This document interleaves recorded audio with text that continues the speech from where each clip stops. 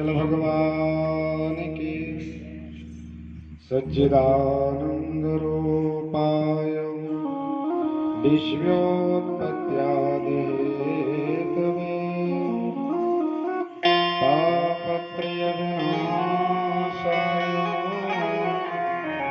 श्री कृष्णाय नमः। परमात्मा श्री कृष्ण महाप्रभु जो सच्चिदानंद सृजन पालन संहार के हेतु हैं, त्रिविध तापों को जो विनिष्ट करते हैं, ऐसे भगवान श्री बालकृष्ण के पाद पद्मों में हम सब बारंबार प्रणाम करते हैं। महात्मा श्री सुखदेव स्वामी ने सम्राट परीक्षित को 4 दिन और 4 रात्रि पर्यंत ये कथा का श्रवण कराया। हम जो कथा सुनते हैं केवल 3 घंटे के लिए कथा हो रही है, उसमें भी बहुत कम समय मिल पा रहा है। महात्मा परीक्षित को सुखदेव स्वामी ने अहिर्निश रूप से कथा सुनाई। करते करते 1 सेकंड के लिए कथा पूर्ण नहीं हुई, महात्मा परीक्षित नहीं उठे। सुखदेव स्वामी ने भी कोई जल आदि का पान नहीं किया। इतना लंबा समय बीत गया। परीक्षित के लिए चौथा दिन आया। संध्या का समय हुआ। श्री सुखदेव स्वामी ने एक श्लोक में पूरी कृष्ण कथा गा दी। नवम स्कंद के अंतिम अध्याय 24वें अध्याय का अंतिम श्लोक, जिसमें महात्मा सुखदेव स्वामी ने परीक्षित के लिए कहा, राजन, श्री कृष्ण महाप्रभु का जन्म द्वारिका भीष्म परमात्मा मथुरा के जेल खाने में अर्धरात्रि के समय प्रकट हुए। रात में भगवान गोकुल पहुंचे। परमात्मा कुछ क्षण गोकुल में रहे। भगवान वृंदावन का आश्रय लेते हैं। 11 वर्ष 56 दिन तक भगवान ने वृंदावन में सुंदर आश्रय लिया।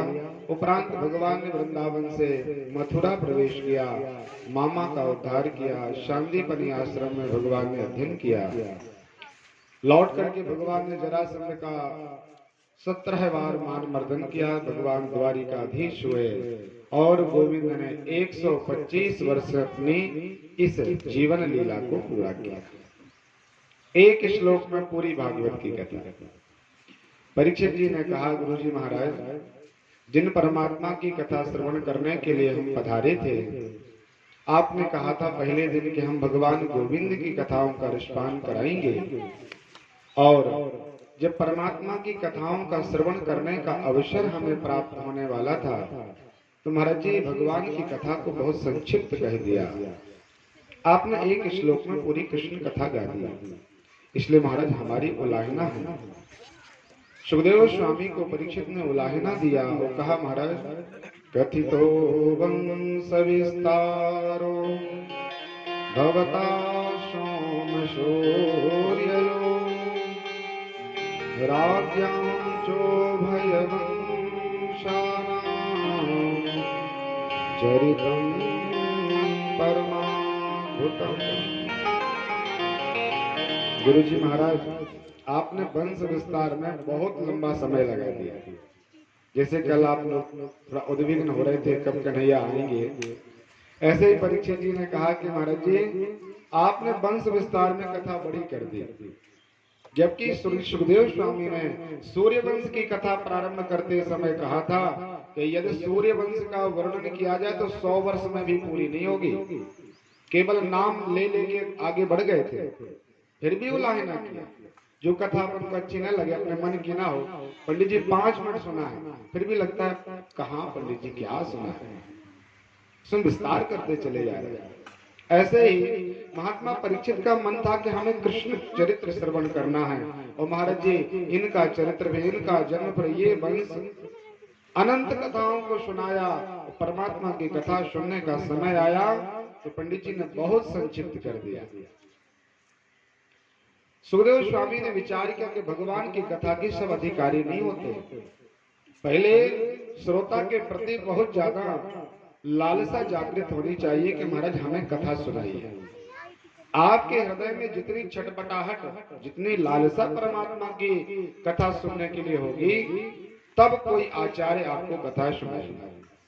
परीक्षित का मन टटोला महात्मा सुखदेव स्वामी ने और कहा, राजन 3 दिन 4 दिन इतना लंबा समय आपने एक आसन पर निकाल दिया, थोड़ा जलपान कर लीजिए, कुछ फल आदि ग्रहण कर लें, फलाहार कर लें, कथा तो अभी और लंबी है। परीक्षित ने कहा, गुरुजी महाराज अब कुछ खाने पीने की इच्छा हमारे अंदर नहीं है। एक बार मुझे जलपान करने की इच्छा हुई थी, शमीक आश्रम गए थे, महात्मा शमीक के गले में मैंने सर्प डाल दिया था, तो उस प्यास की तृप्ति के लिए मैंने एक महात्मा का अपराध कर दिया था, इसलिए महाराज अब सांसारिक भूख प्यास तो खत्म हो गई। अब हमें संसार की किसी वस्तु की आवश्यकता नहीं, केवल महाराज हमारे ये जो कान हैं, इन दोनों कानों को हम अंजलि बना करके आपकी कृष्ण कथा का पान करना चाहिए। एक ही प्यास हमारे जीवन में शेष है, वो परमात्मा के चरित्रों की कथा, भगवान की कथा रूपी अमृत महाराज हमारे कानों से पिलाइए, हम तृप्त हो जाएंगे। तो महात्मा श्री सुखदेव स्वामी ने परीक्षित को कहा कि राजन, भगवान से कोई संबंध होना चाहिए, तब कथा सुनने में आनंद आता है। ये बहुत बड़ा पक्का सिद्धांत है भक्ति मार्ग का कि हमें परमात्मा से कोई संबंध स्थापित जरूर करना चाहिए। जब तक हमारा किसी से कोई संबंध नहीं होगा, तो स्नेह नहीं हो सकता, प्रेम नहीं होता। अंतरंगता तब बढ़ेगी जब उससे कोई ना कोई संबंध स्थापित हो जाए। आप बताइए कौन है आपके भगवान श्री कृष्ण? तब महात्मा परीक्षित ने कहा, गुरुजी महाराज, निव्रतस्यैरुपगीयमानो भवौषधानां च विभोजिरामां का उत्तम श्लोको गुणान् वादो विना तरञ्जां पशुघ्नाता पितामहं मे समरे मरञ्जय दुरत्ययं कौरवशैलेन संगम। महाराज जी कितनी कथाएं सुनाए हम आपको कि भगवान से हमारे कितने संबंध हैं। एक तो निवृत्तस्यैरुपगीयमाना परम वीतराग संतस्तरुमणि श्री सुखाचार्य जी महाराज के मुख से निश्रित श्रीमद् भागवत का ये गीत है। तो परीक्षित कहते हैं, ऐसा कौन पशु घाती होगा, ऐसा कौन पापाचारी होगा जो आपके मुख से ऐसे अमृत के तुल्य जो शब्द निकल रहा उनको सुनना ना चाहे। वो तो कोई बड़ा ही पापी कुकर्मी ही होना चाहिए। अरे महाराज जी, पितामह में समरे मरंजय, मेरे पितामह लोगों के सामने बहुत बड़ा सागर प्रकट हो गया था, महाभारत रूपी महासमुद्र सामने खड़ा था पांडवों के सामने। और उस समुद्र में महाराज बड़े बड़े तिमी तिमंगल नाम के, उसमें बड़े बड़े मत्सराज और मगर वास करते थे। तिमी और तिमंगल नाम की जो मछलियां होती हैं, लिखा 100 योजन का आकार होता है उनका, इतना विशाल शरीर। ऐसे उसमें महाभारत रूपी महासमुद्र में महात्मा भीष्म, कृपाचार्य, द्रोणाचार्य, कर्ण, बड़े बड़े अश्वस्थामा आदि अतिरथी वीर जो हैं, ये बड़े बड़े मत्सराज और मगर थे, जिनको पार करना हमारे पांडवों के अंदर साहस का काम नहीं था। कोई किसी प्रकार की शक्ति नहीं थी हमारे पूर्वजों में, लेकिन कृपा तरह केवल उन परमात्मा की कृपा मात्र से हमारे पूर्वजों ने उस महाभारत रूपी महासमुद्र को ऐसे पार कर लिया जैसे कोई गाय के बछड़े के पैर के गड्ढे को पार कर लेता है। उपमा देखिए, गाय का बछड़ा कितना छोटा, उसका पैर खुर जो होता है, उसके चलने से जो थोड़ा सा एक छोटा सा गड्ढा सा बन जाता है, चिन्ह बन जाता है, उसको पार करने में बहुत ज्यादा कठिनाई नहीं जाती। परीक्षित जी कहते हैं, केवल परमात्मा की कृपा मात्र से ही मेरे पूर्वजों ने उस महाभारत को, महासागर को पार कर दिया। द्रोणस्य विपुलष्टमिदं मदंगम संतान बीजं कुरु पांडवानां जुगोपकुक्षैर्गतयाति चक्रो मातुश्च मेया शरणं गता। एक संबंध में तो परमात्मा हमारे सगे जुड़वा भाई है। एक ही बार में एक माँ के उदर में यदि 2 बच्चे हों तो उनको जुड़वा कहा जाता है।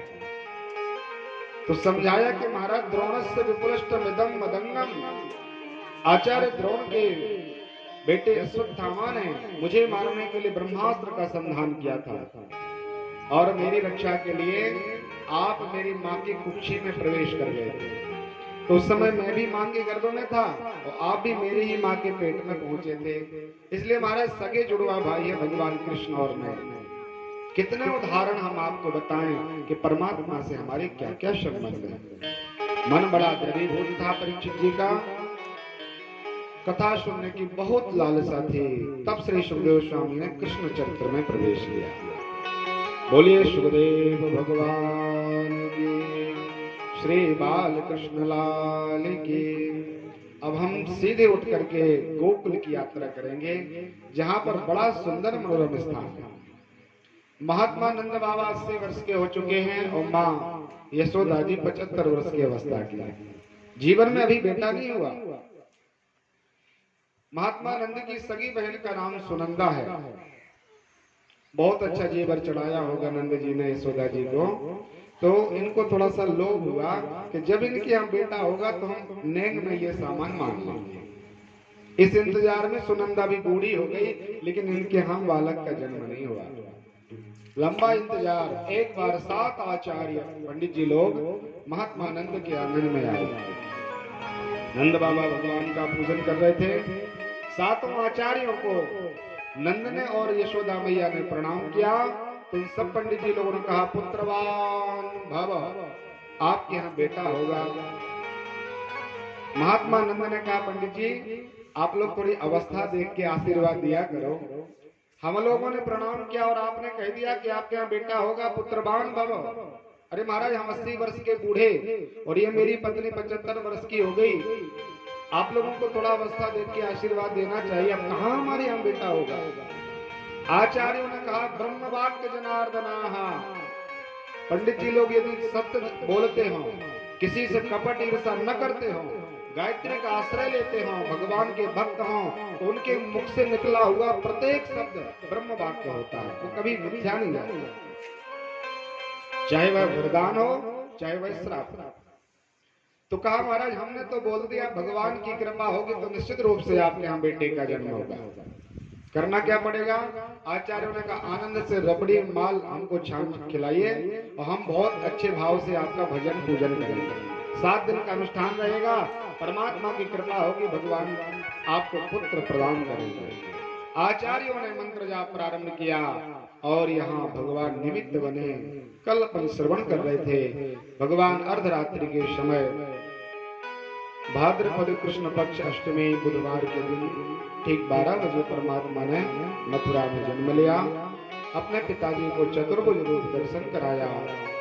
वसुदेव जी ने पहले भगवान की स्तुति की, ब्रह्मा देवकी जी ने परमात्मा का वंदन किया। भगवान से कहा, महाराज जी हमें तो पुत्र की लालसा थी, हमें चतुर्भुज रूप की आवश्यकता नहीं थी। परमात्मा ने कहा, मैं बेटा बनने वाला हूँ, आप ऐसा करना कि यहाँ जो भी पात्र हो शीघ्रता से मुझे गोकुल भेजा जाए। भगवान ने कहा, परमात्मा बाल रूप में प्रकट हुए। स्पर्श किया महात्मा वसुदेव जी ने, तो परमात्मा के स्पर्श मात्र से वसुदेव जी के सभी प्रकार के बंधन मुक्त हो गए। हाथों की हथकड़ियां, पैरों की बेड़ियां टूट गईं, दरवाजे खुल गए। सभी दुराचारी दुष्ट पापी सैनिक गहरी नींद में चले गए। महात्मा वसुदेव जी ने भगवान नारायण को लिया और गोकुल की यात्रा प्रारंभ की। भाद्रपद का महीना था, बरसात होती है, हल्की हल्की वर्षा होने लगी। मेघों ने विचार किया कि देखिए ये त्रिलोकी के नाथ अखिलपुर ब्रह्मांडादि नायक हैं और मेरा नाम भी घनश्याम है और इनका नाम भी घनश्याम है, क्यों ना आनंद से इनका स्वागत किया जाए। तो बिल्कुल जैसे फुब्बारा चलता है ऐसे मंद मंद बारिश होने लगी। मेघों ने जैसे बाजे बजते हैं, ध्वनि होती है संगीत की, इसी तरह मेघ मालाओं ने आकर के सुंदर मेघ ध्वनि के द्वारा भगवान का स्तवन किया। परमात्मा चले जा रहे थे। भगवान शेष ने विचार किया कि भगवान को कष्ट होगा, तो हजारों सरों के 7 महात्मा शेष प्रकट हुए। वसुदेव जी को कोई ज्ञान नहीं है और पीछे से भगवान शेष ने परमात्मा की उस बारिश से रक्षा की। परमात्मा यमुना पुल के यहाँ आए। मैया ने भगवान का पैर प्रक्षालन किया, स्पर्श करके मैया बहुत छोटी रूप में हुई। वसुदेव जी गोकुल पहुंचे, वहां योग माया को लिया, परमात्मा को लिटा दिया। और वो जो सुनंदा थी उसको पता चला कि मेरी भाभी गर्भवती हुई हैं, तो 8 महीने से इनके घर में डेरा डला था। बड़ा प्रत्येक दिन उसको लगता था कि आज मेरी भाभी जी बच्चे को जन्म देगी, आज बेटा जन्म होगा। ऐसा छटपटाहट थी उसके अंदर। अर्धरात्रि के समय में सुबह 4 बजे इसने देखा कि देखना चाहिए कोई आवाज सी आ रही है, और इसने जो प्रसूति का कक्ष के दरवाजे खोले तो नीलमणि भगवान का दर्शन पाया। बोल बाल कृष्ण लाल की। परमात्मा का विग्रह देख करके सुनंदा द्रवीभूत हुई, नेत्र बंद कर लिए, और उसको लगा कि यदि ये समाचार कोई अन्य जाके देगा तो मुझे सामान नहीं मिलने वाला। इसलिए दौड़ करके महात्मानंद के पास पहुंची और कहा, भैया बधाई हो। नंद ने कहा, क्या हुआ? कहा, बाद में बताएंगे, पहले तो मेरा नैन मिलना चाहिए। आचार्य नंद ने अपने तिजोरी की जो चाबियां होती हैं, पूरी चाबियां सुनंदा के लिए प्रदान कर दी और कहा, जो चाहिए, जो इच्छा हो आज तेरी, आज तृप्त हो जाना, जा तो ला दो महामना। महात्मा नंद बाबा महान मन वाले हो गए।